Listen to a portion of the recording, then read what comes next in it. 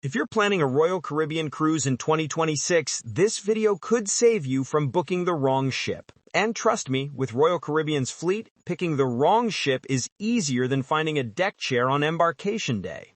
Because Royal Caribbean has one of the most confusing fleets in the world. 28 ships spread across 7 classes, and every ship promises something different. Some are floating amusement parks packed with screaming kids and waterslides.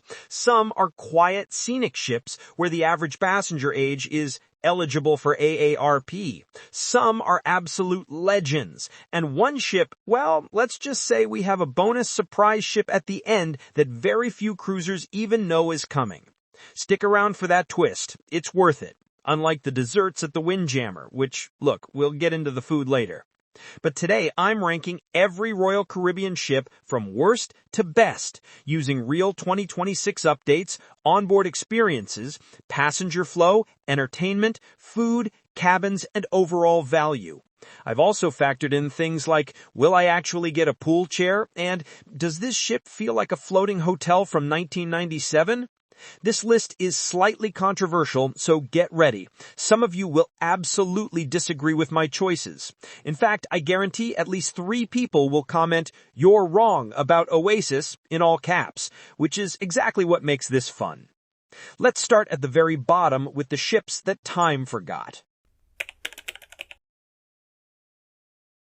Grandeur takes dead last place because she is without question the most outdated ship in the entire Royal Caribbean fleet. And I say this with love because this ship has the same energy as your grandmother's house. Charming, nostalgic, smells vaguely of potpourri, but desperately needs a renovation. The crew is consistently praised, the itineraries are solid, and if you squint hard enough, you can imagine this ship in her glory days. But the cabins feel like they were decorated during the Clinton administration. The entertainment is minimal. We're talking a pianist and maybe a magician if you're lucky. And first-time cruisers expecting Royal Caribbean excitement are usually shocked at how limited this ship is. Grandeur is only worth sailing if the itinerary is the only thing you care about. Like, if this ship goes to a port nobody else visits and you absolutely must see it, fine. Otherwise, almost any other ship will give you more bang for your buck. This ship is proof that not everything gets better with age. Sometimes it just gets older. Enchantment once had potential, especially after the mid-2000s stretch when Royal Caribbean was still figuring out what a fun ship even meant, but time has not been kind.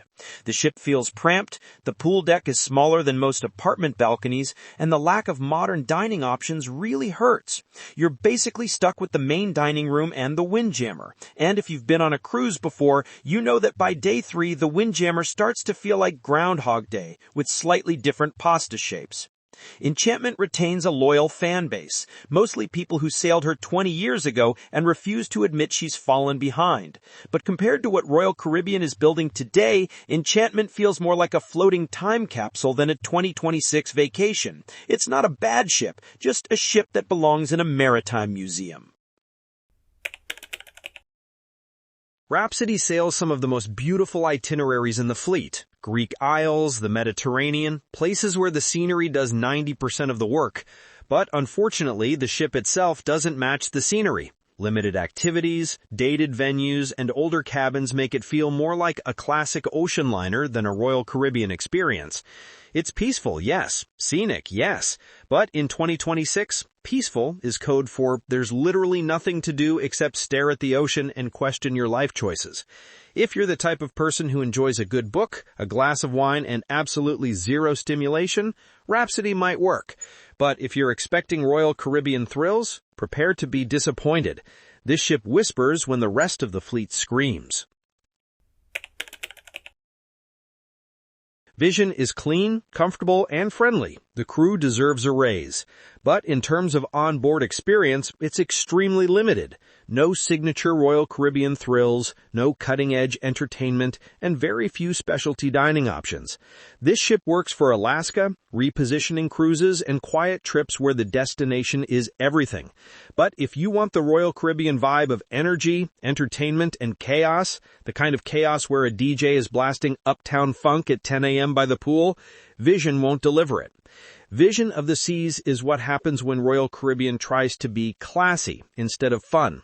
And honestly, we don't cruise Royal for classy. We cruise Royal for water slides and unlimited soft serve.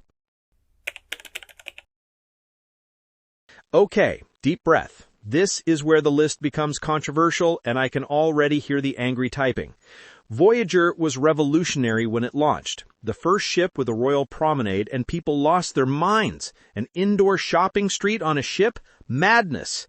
But here's the thing. In 2026, Voyager feels like the iPhone 3G.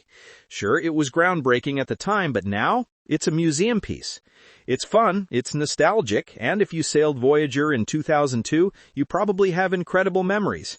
But it simply doesn't hold up against newer, amplified ships. The cabins feel dated, the dining options are limited, and the entertainment, while decent, can't compete with what's happening on newer ships. Voyager is great for budget-conscious cruisers who just want a floating hotel that moves. But it doesn't compete with modern mid-size ships. It's the cruise equivalent of saying, this was cool in the early 2000s, and hoping that still means something. Explorer suffers from being the least updated ship in the Voyager class, which is like being the least interesting Hemsworth brother. Sure, you're technically part of the family, but nobody's asking for your autograph. It has the promenade charm and a decent selection of bars and restaurants, but the ship feels older and more worn than its siblings. If Royal Caribbean invests in a full amplification, and by amplification I mean gutting half the ship and starting over, Explorer could jump 10 spots easily. But for now, it lands here in the meh zone. Radiance has gorgeous ocean views and some of the best solariums in the fleet. The glass-forward design makes it perfect for Alaska and scenic cruising, where the ship basically becomes a giant floating window. But the ship is simply too limited in entertainment and activities to rank higher. If you're over 60 and your idea of a good time is reading a paperback in a heated glass room while glaciers float by, Radiance is your dream ship. For everyone else, it's a hard pass unless the itinerary is spectacular. Brilliance improves on Radiance with better layout flow and a slightly stronger dining experience. It's peaceful, friendly, and great for itineraries where you actually want to remember the ports instead of just the buffet. But again, limited in features. This ship is ideal for adults who want quiet and scenery, not families looking for excitement, water slides, or a reason to justify spending $3,000 on a vacation. Brilliance is the cruise your parents would love, which tells you everything you need to know. Serenade is the strongest ship in the Radiance class, and honestly, it deserves some credit for that. Warm crew, excellent service, and fantastic Alaska itineraries. The design maximizes ocean views and natural light, which is great if you're trying to convince yourself that cruising is sophisticated. But compared to everything Royal Caribbean has created in the last decade, it simply lacks the features needed to climb higher. Serenade is a solid B- ship in a fleet full of A+ options. It gets the job done, but nobody's writing home about it.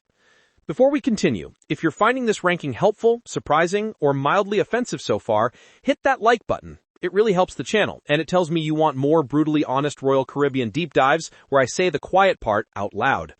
Alright, on to the ships that don't make me want to fake a stomach bug and disembark early. Adventure marks the point where the fleet starts getting much better. This ship still feels lively, energetic, and fun. The promenade is buzzing with activity, the entertainment is solid, and the overall value is excellent. It's not the most modern ship, the carpets have seen some things, but it delivers that classic Royal Caribbean experience perfectly. You get ice skating, decent shows, and enough dining variety to avoid eating chicken tenders every night. Adventure proves that a ship doesn't need to be brand new to be enjoyable. It just needs to not feel like a floating retirement home. Jewel of the Seas is the best ship for people who value scenery, calm vibes, and excellent service over, well, fun. This ship shines in the Mediterranean and Iceland where the views do all the heavy lifting. The ocean views are unbeatable. The ship feels open, bright, and calming, like a spa day that lasts a week. It's not a thrill-filled ship, and you won't find kids running around screaming about the water slides, but it has soul. Jewel is for people who actually read the port guides instead of just Instagramming the buffet. Freedom of the Seas is still an amazing value in 2026, and that matters when cruise prices are out here acting like we're all millionaires. The amplified pool deck feels fresh, the water slides are fun, and the entertainment lineup outperforms many newer ships. For families who want a mix of fun, affordability, and comfort without selling a kidney, Freedom is a fantastic mid-tier option. It's the Goldilocks ship, not too old, not too new, just right for people who want a good time without overthinking it. Liberty is similar to Freedom, but slightly less modern, like the store-brand version of a name-brand cereal. It still offers a great mix of entertainment, dining, and family activities, but the lack of full amplification keeps it from climbing higher. Still a very enjoyable ship, just not as updated as its siblings. Liberty is what you book when Freedom is sold out, and you're okay with that. Navigator's amplification changed everything. Seriously. The ship went from fine, I guess, to actually pretty great after its makeover. The Caribbean-style pool deck is gorgeous, the nighttime energy is fantastic, and the overall vibe feels modern. This is hands down the best short cruise ship on the West Coast. If you're sailing out of Los Angeles and you want maximum fun in minimal time, Navigator delivers. It's proof that a good renovation can work miracles. Mariner gives you huge value for the price, and in this economy, that's basically a love language. It's fun, modern enough, clean, and has great energy. Cruisers consistently say it over-delivers for what they paid, which is the ultimate compliment. If you want a short cruise that feels like a big one without the big price tag, Mariner is a winner. It's the friend who shows up to the party with snacks and good vibes. Reliable, enjoyable, no complaints. Independence earns this spot because of its strong balance between excitement and nostalgia. The shows are good, the dining is solid, the vibe is lively, and families absolutely love it. Kids are happy, parents are happy, and nobody's fighting over the last piece of pizza at 2 a.m. Not the most modern, but always a good time. Independence is the cruise equivalent of comfort food. You know exactly what you're getting, and it hits the spot every time. Here come the giants. And yes, I know some of you are already mad that Oasis isn't higher. Even though Oasis is the oldest in her class, she still feels massive, impressive, and beautifully designed. Central Park, the boardwalk, the Aqua Theater, all still iconic. Walking through Central Park with real plants while you're in the middle of the ocean, that's genuinely cool, and I won't apologize for thinking so. She only ranks here because the newer Oasis-class ships improved the design and solved some layout issues. Oasis is like the first pancake, a little imperfect, but still delicious. Allure has so much potential, it's almost painful. She still hasn't received her long-promised amplification, and it shows. But even without it, the entertainment might be the best of the older ships. The Aqua Theater shows are spectacular, and the boardwalk has that carnival energy that just works. If Allure gets her upgrades, she immediately jumps 4 to 6 spots. But for 2026, she lands here in cruise purgatory. Too good to rank lower, too outdated to rank higher. Quick reminder, if you're enjoying this ranking, or if you're hate watching because I ranked your favorite ship too low, make sure you subscribe. It's free, and you'll never miss the biggest cruise news, hot takes, and controversial rankings as we head into a massive 2026 season. Alright, let's enter the top 10 where things get serious and my opinions get even spicier. Anthem feels futuristic in a way that still holds up. Tech-driven shows, the massive seaplex for bumper cars and roller skating, and a gorgeous indoor solarium, perfect for colder weather sailings. This ship is what happens when Royal Caribbean remembers that not everyone wants to be sunburned by the pool 24/7. It's refined, modern, and calmer than the megaships. Anthem is where smart design meets smart entertainment, and it works beautifully.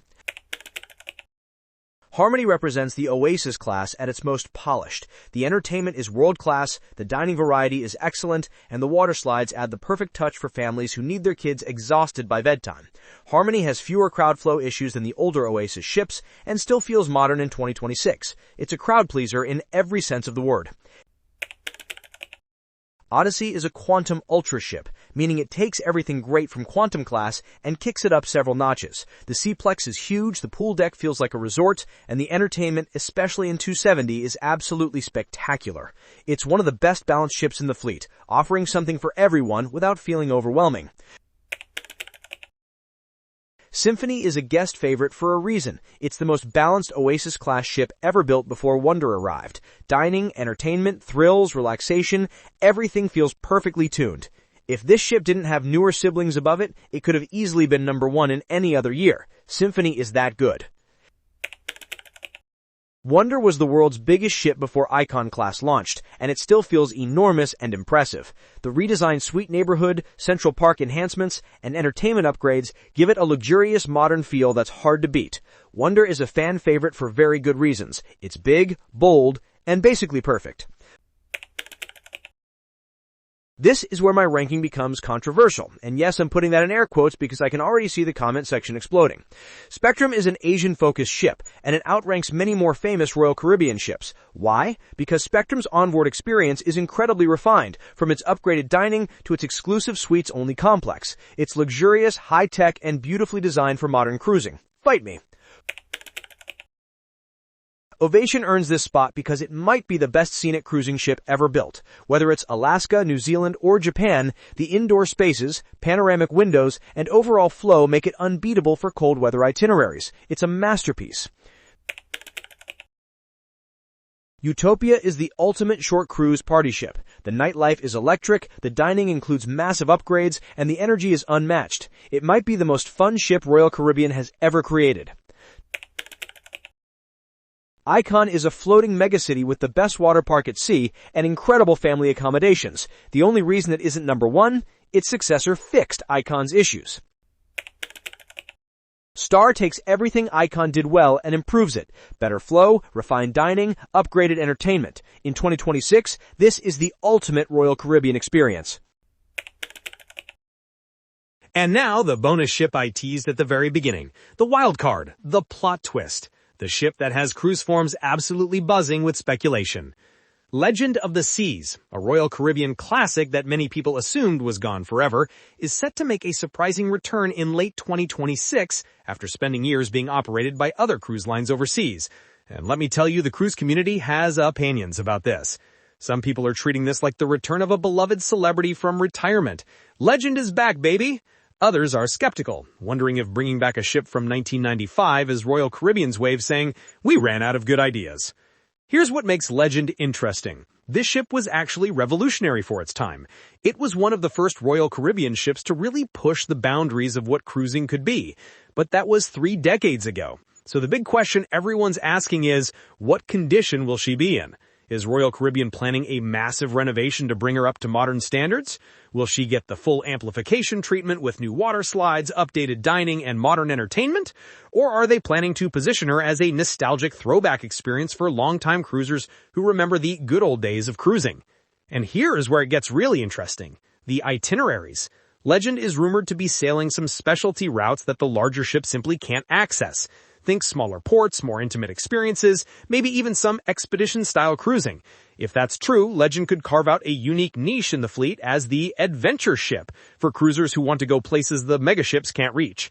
But let's be real. If Legend comes back looking like a time capsule from the 90s with tiny cabins, limited dining, and entertainment that peaked during the Bush administration, she's going to struggle. Royal Caribbean has set the bar incredibly high with Icon and Star. Bringing back a 30-year-old ship without serious upgrades would be like showing up to a Tesla convention in a Ford Pinto. The nostalgia factor is real, though. There are thousands of cruisers who sailed Legend in her prime and have incredibly fond memories. For them, this return is emotional. It's their first cruise, their honeymoon ship, the vessel where they fell in love with cruising. And Royal Caribbean knows this. So, whether Legend returns as a beautifully renovated gem, a budget-friendly option for price-conscious cruisers, or a specialty ship for unique itineraries, one thing is certain. People will be watching closely, and you can bet I'll be doing a full review the moment she sets sail. Legend of the Seas, the comeback nobody saw coming, and the ship that might just surprise us all. Or completely disappoint us. Time will tell. So, that's the entire fleet, ranked, roasted, and ready for your angry comments. Which ship did I get wrong? Which one are you sailing next? Drop your thoughts below, hit like, share with your cruise friends, and subscribe for more. Thanks for watching. See you on the next sailing.